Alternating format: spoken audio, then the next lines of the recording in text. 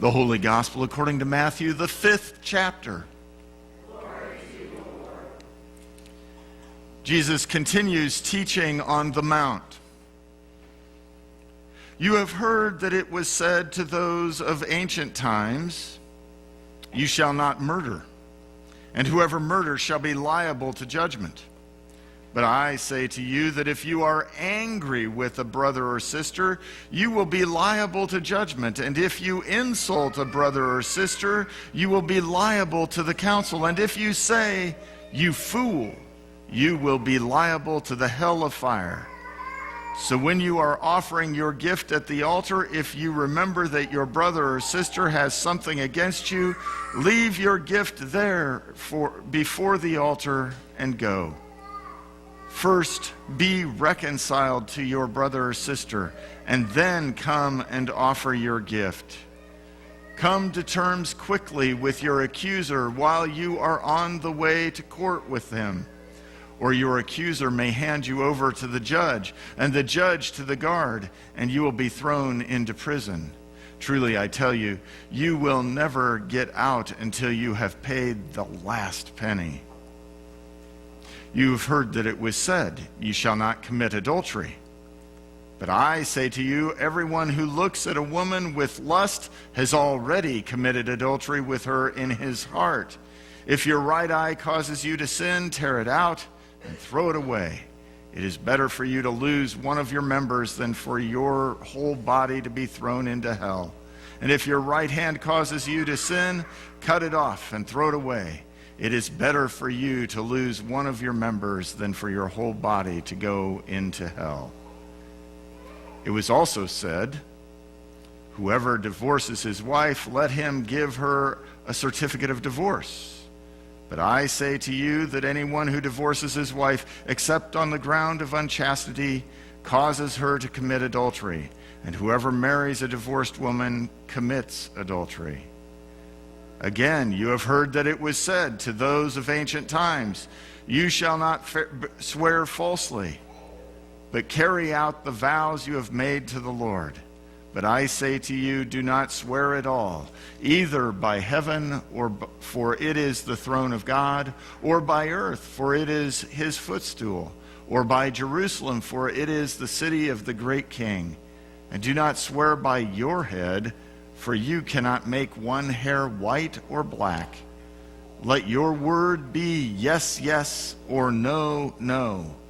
Anything more than this comes from the evil one. The gospel of the Lord. Praise to you, O Christ. You may be seated.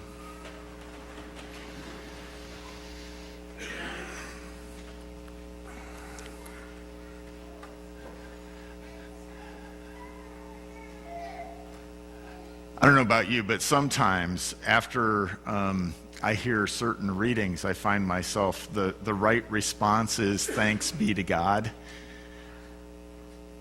And I struggle with saying thanks for some things that come to us from Scripture. Perhaps today's one of those days. The first time it happened to me was in 8th grade. James Buchanan. It happened again in high school, Aristophanes. And over again throughout my educational career, well, I had this tendency to look at certain assignments and think, this is going to be a piece of cake.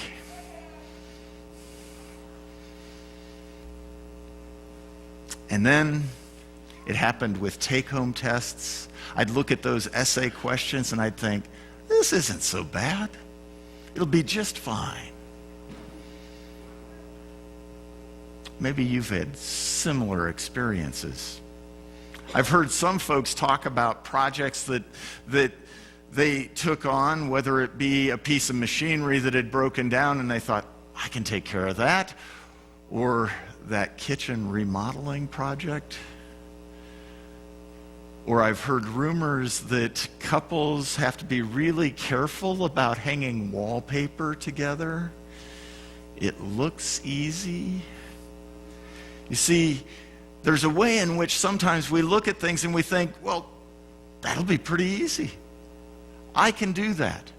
I can take care of it. But so often, as we enter into it, it gets bigger. And it gets more challenging. It gets harder as we go along. Perhaps you've been nominated for office, a role in some organization.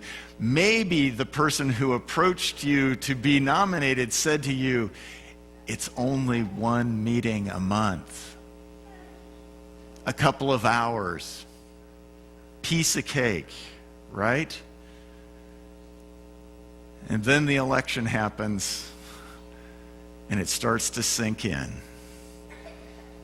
what you're now involved in. For me, one of the biggest moments like that came when I went to treatment for drug addiction. And as I remember it, that first night they handed me this little itty bitty card that had the 12 steps on it, and they asked me to read it. They made me read it out loud then, just in case I was skimming and not really paying attention. And then they said, can you live by that? As I recall, I looked at them. They looked pretty simple. So I smugly said, sure, I can do that. Maybe you've had experiences like that. If you have, you know what's coming next. You know that the more I worked those steps, the more I worked on those projects, the more I wrestled with what they meant for me, the more I studied and lived them, the more they grew. The more that they took over every aspect of my life, because that's what my recovery depended on. And what was most important for me to learn was that when I first read that card, I kept thinking that it was all about me and my doing it by myself.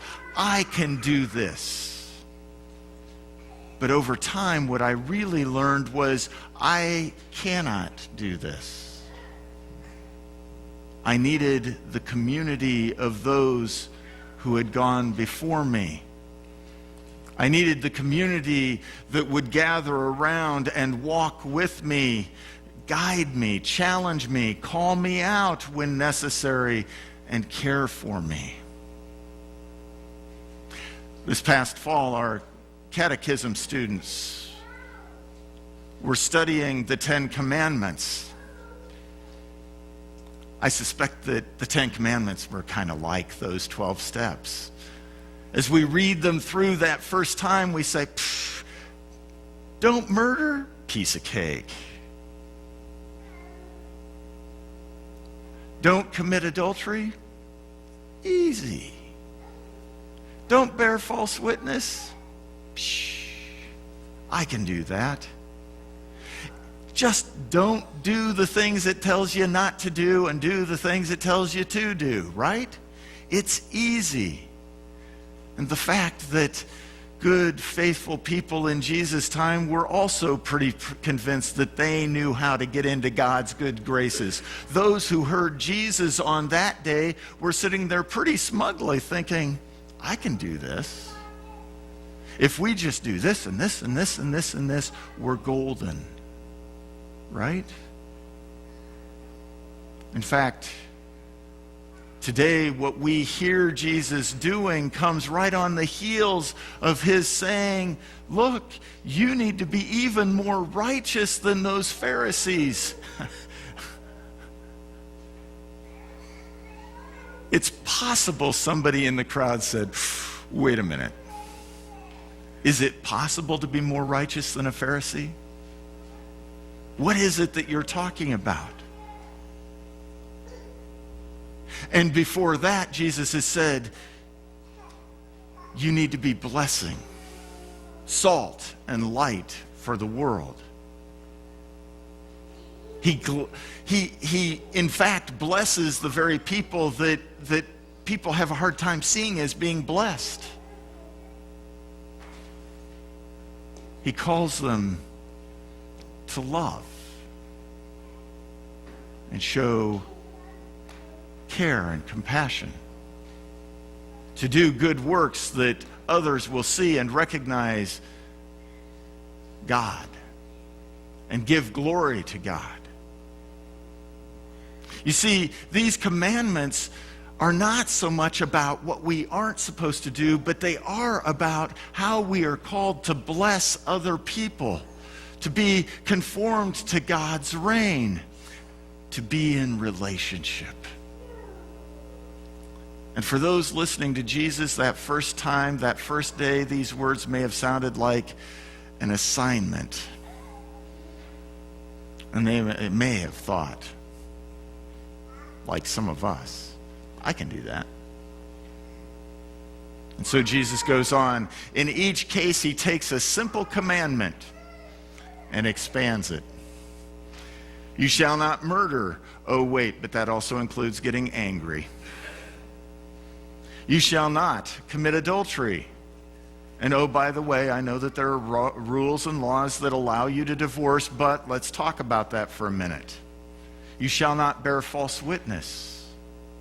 But oh, wait, there's more. Easy.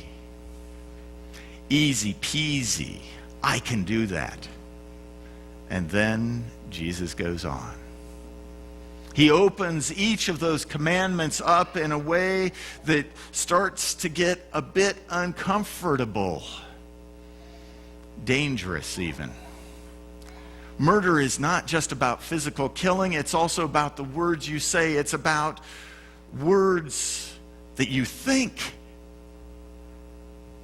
Just thinking it has the same power. In catechism, we talked about the ways that words can hurt. For middle schoolers, that's particularly important, isn't it? Because it's in middle school that we start to try to work out our own identity, and oftentimes, instead of rising to the occasion, the way that we work out our identity is to jam other people down. Words matter. But I don't think that that is limited to middle school, is it? We're surrounded by name calling.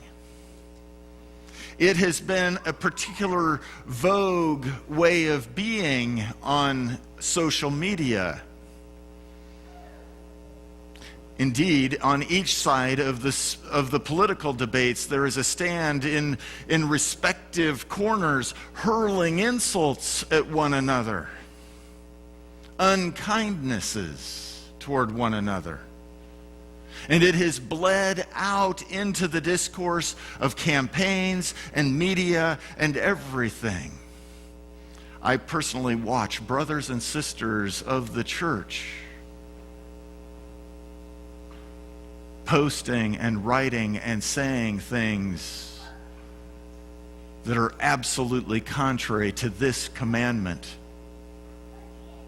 suggesting murder or assassination, in fact, derogatory things. And today Jesus says, if you so much as insult a sister or brother, you will be liable to the council. If you say, you fool, if you call names, you will be liable to the hell of fire.